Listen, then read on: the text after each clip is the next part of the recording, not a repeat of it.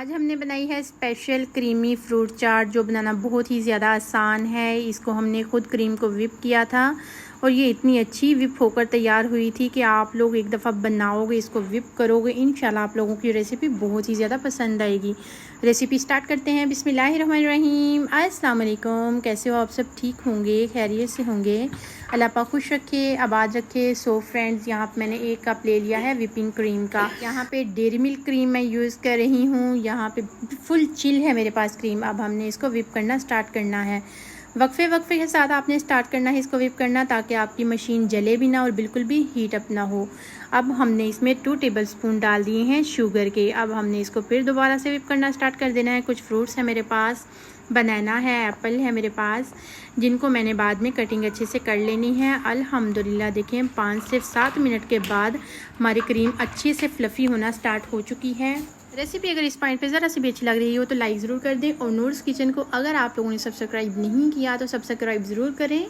Bell icon को ज़रूर press किया करें ताकि मेरी हर आने वाली नई से नई आसान से आसान रेसिपीज़ का नोटिफिकेशन आपको सबसे पहले फ्री में देखने को मिले।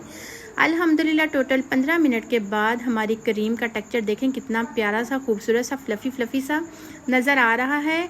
ये इतनी अच्छी व्हिप होकर तैयार हुई है। अल्हम्दुलिल्लाह अब हमने खूबसूरत सा बाउल ले लेना है। इसमें हमने फ्रूट्स की कटिंग कर ली थी, वो डाल देने हैं। आज हमने ये क्रीमी चाट बनाकर तैयार कर लेनी है बिल्कुल रेस्टोरेंट स्टाइल में। इंशाल्लाह अगर आप लोग एक दफ़ा बनाओगे, खाओगे, बच्चों के लंच बॉक्स में देंगे, बच्चे इंतहाई इस रेसिपी को इंजॉय करेंगे। अब हमने जो क्रीम व्हिप करके रख ली थी वो इस पर डाल देनी है और इसको हमने स्पैचुला की मदद से अच्छी तरह से मिक्स कर लेना है। फ्रूट्स आपके पास जो भी अवेलेबल हो आप वही यूज़ कर सकते हैं। अल्हम्दुलिल्लाह अब हमने एक बाउल ले लेना है खूबसूरत सा, इसमें इसको डाल देना है सारी जो हमने क्रीमी चाट बनाकर तैयार कर ली थी।